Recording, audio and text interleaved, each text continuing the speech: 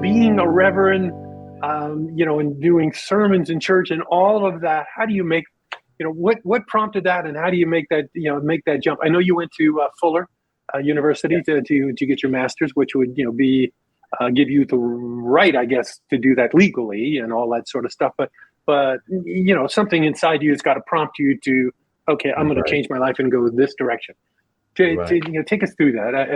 And I got a whole bunch of reverend questions to ask you. As you were saying, I went to Fuller Theological Seminary in Pasadena, California, got my master's of theology from there. And it took me, like I think I told you, about 4.5 years to do it. Normally it takes people about 2.5 years. But I was working at Radio and Records newspaper, writing my column and doing the charts every week and all that kind of stuff. Plus my 3 different syndicated shows. I had 2 versions of the Countdown, 2 versions of Gospel Tracks, and my African Americans Making It Happen, my short form program. And so anyway, during the course of all of that, with the syndicated radio shows through Westwood One and Norman Pattis, God bless Norman, he gave me a great opportunity, or he believed in my idea, and we became partners. But the point is, I get diagnosed with renal cell carcinoma, I got kidney cancer. And then the doctors, they say to me, we have to remove this cancerous kidney for you to have any opportunity to live at all. We're not sure if your cancer has spread to your other vital organs, like your liver, your bladder, all this other stuff, your stomach, your brain. And I'm like, wow. But now all along, I've been a guy that goes to church and so on and so forth. Wasn't always doing what I should do. None of us are perfect. And so I say to God, I said, well, listen, I know I can't make a deal. I put that in my book. I said, I can't make a deal with you. I said, but Lord, you know my heart. I've tried to help people all my life. I've given, to less fortunate people. I've tried all these different things. And I said, and I know just because we're Christians, the Bible tells us that we're not entitled to anything, but your grace and your mercy saves us. Your grace and your mercy forgives us. And I said to him, I said, well, Lord, I'm married now. I got this little guy. He's 2 going on 3. I don't want another man to raise my child. If you let me live, I want to serve you. I said, but if you let me see him grow up and maybe go to college, get his education, get married, have children one day or something like that, I'd really appreciate it. And I'll do what I can to try to do better. And then I was telling my pastor, I said, I don't know what I'm supposed to do. I have this great career going on and everything, but I'm not happy with a lot of things. And he said to me, he said, you need to just go ahead and accept your call to the ministry. And I said, wait a minute, me? Not me. I said, I'm still telling people off, and I got people in the record industry trying to give me, payola and drugs and all this nonsense around me in the entertainment business. I said, you got to be tough. He said, yeah. But that has nothing to do with your spiritual life. And he said to me, God has a call on your life. So I'll make it quick. And I had never heard the term call on my life. I said, what's a call on my life? He said, God is calling you to accept him and to do something over and above what you're doing. Said, you have all the success. Said, you thought this success was for you? He said, no, this success is to glorify him. This success is for you to reach out and touch people in his name, but let them know that you're a Christian while you're doing what you do with your radio shows. Your countdown, you're this, you're that. Fast forward about a year and a half later. Now, cancer's over. I'm doing better. God just begins to talk to me, not audibly, but he's telling me like, man, you need to come on. So like I told you, I called Reverend Johnson. I said, look, I was trying to go to work. I said, I broke down and started crying. I don't know what's wrong with me. I said, I couldn't even drive my car. He said, well, you get on a plane and you come over here to Chicago where I'm at. And he said, I want to lay my hands on you and pray for you. And I'm going to send you back to Los Angeles. And I'm going to send you to a man that has a large church, but I know him.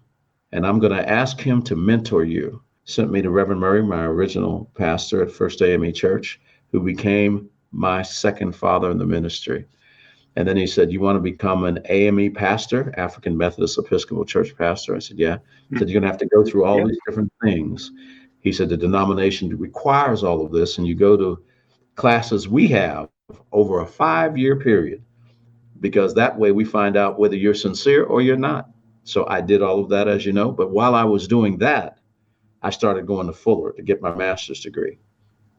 And Mm. that's how I got into ministry. And Reverend Murray took me in, and I've been associate minister at First AME Church for 23 years.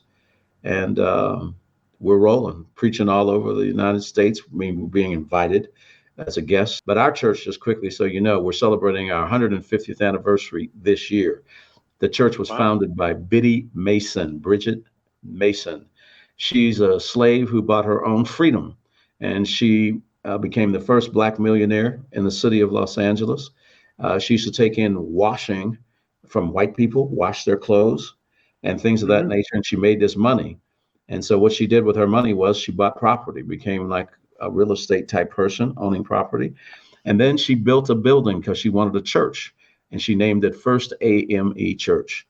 And so that's how the church is iconic. It's the oldest African American congregation in the city of Los Angeles, has approximately 30,000, 25, 30,000 members. We have 11 in that area. So that's what made me go into ministry. That's, I mean, Yeah. two Yeah. other men saw in me what I didn't see in myself. I was watching online because there's a couple of YouTube videos because I wanted to kind of grab a couple and maybe put them in this, and Yeah, I found a couple where where you're doing sermons, and yeah, and some of them are, there was a couple where you're doing the sermon at the podium. Then there's a couple where there's a little bit of fire and brimstone as you're going down the aisle. It looked like which and I'm talking looked to kind of people and I'm cool. saying things, right? Yeah, yeah.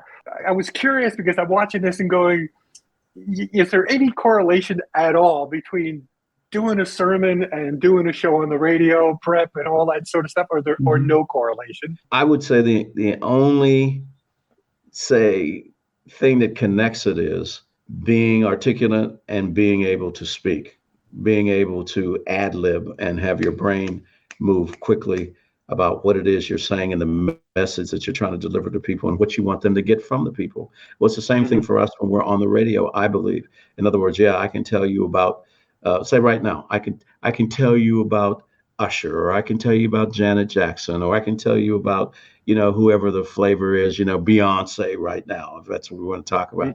No problem. Yeah.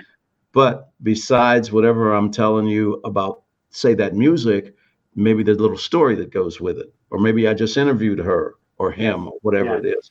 Well, to me, Yeah. preaching is the same thing, but the only difference is you can put it on paper or have notes. I happen to be what's called a manuscript preacher. There's others who do it differently, but I What is write a that? complete What's a manuscript? Oh, okay. Yeah. Keep talking. yeah, complete manuscript of what I'm going to do. Okay, what I want to talk to you about, like, point one, point two, three, four, five, six, whatever. Then I'm using Yeah. scriptures to back up what I'm talking about. But the thing that I learned in seminary that a lot of pastors don't do, when you hear these idiots that I've seen on YouTube, and I'll say it that way, and I can back it up, that I've seen running around, politicizing the COVID-19. Why do we have physicians in the first place? To help humanity. We have to thank God for science. Look, when I was growing up, the biggest problem for children and things was polio. I was Mm. one of the children in the 1950s in Western Pennsylvania with Jonas Salk was trying out his vaccine for polio. Wow. The school You were districts part of the had study? agreed. Yeah, because and we used to get like not a polio shot injection. They had like a little sugar cube. They would put like a little drop with an eyedropper kind of thing on this cube of sugar, and you put it in your mouth and let it dissolve. I mean, I lived it, so I know what I'm talking about. I was in first grade. And Yeah. so it's things like that that to me are so bad with different uh, religions, because I'm not talking about just Christianity. I'm talking about whether you're talking about Islam or you're talking about Buddhism or Hinduism or whatever your flavor is. No problem. Okay, I got you. The bottom line here Hmm. is we're talking about something higher than us, someone higher than us. Me as a Christian, Hmm. I'm talking about God, God the Father, the Son, the Holy Spirit. No problem. If, say, for example, I have many friends who happen to be Muslims, but they're not taking the Quran and using it for violence. Distorting it. Yeah, yeah, Correct. Because if you study any of it, and I took 2 classes in Islam when I was at Fuller, but I did that because I wanted to know why these ISIS people were doing what they were doing at that particular time when I was in seminary, and I wanted to try to understand. You see, many things in the Quran are almost similar to what you find in the Christian Bible. Muhammad said, respect other people's religions. He accepted Jesus Christ, but not as the Son of God, but as a great prophet. And that's what he has taught in Islam to this day. Okay. hmm So some Christians don't even know that. They're like, oh, these people, man, they're all bad. No, that's not correct. Just like we have yeah. people taking, say, the word of God in Christianity and distorting it. If you've seen a couple of my sermons, occasionally you may hear me say, and you hear me say it on my gospel radio program, whatever it is that you're thinking about, right? That's between you and your God. My faith says, do unto others, you have them do unto you. Love thy neighbor as thyself. Who's your neighbor? Anybody. What kind of person do you want to be? Do you want to be an evil or do you want to be a good? I want to be a good. You're a reverend, and I've obviously seen you, do the preaching in the church and stuff like that. Do you have to do the stuff where a pastor or reverend, where like somebody's dying and they're in the hospital and you have to go there, or or perform a funeral or perform a wedding and all of that type of stuff? Yes, Yeah, sir. I would assume you have to. Do you have to do all that stuff? I I, would think it would be hard depending on the situation. I've only done 2 weddings. Unfortunately, I've actually done the eulogy at 2 funerals, one for one of my uncles, another one for a friend. Hospital, yes, hospital visits all the time. And in basically, I want to say religious terms per se, no matter what religion you're talking about, it could be Judaism, it could be Hinduism, it could be hmm Islam, the imam, the minister, whatever. We visit people at church, or I shouldn't say church, at a hospital that are ill, that maybe have asked for us to come and visit with them, pray with them, talk with them, or whatever. And sometimes they're getting better, and sometimes they're not. And other times you have to get with people in the loss of a child. My oldest grandson, Corey, who was only 31 years of age, died mysteriously of a blood disorder that they were trying to get a handle on and trying to find what was going on. And prior to that, he had been healthy, just started getting headaches or whatever. And when he passed away, it just broke my heart.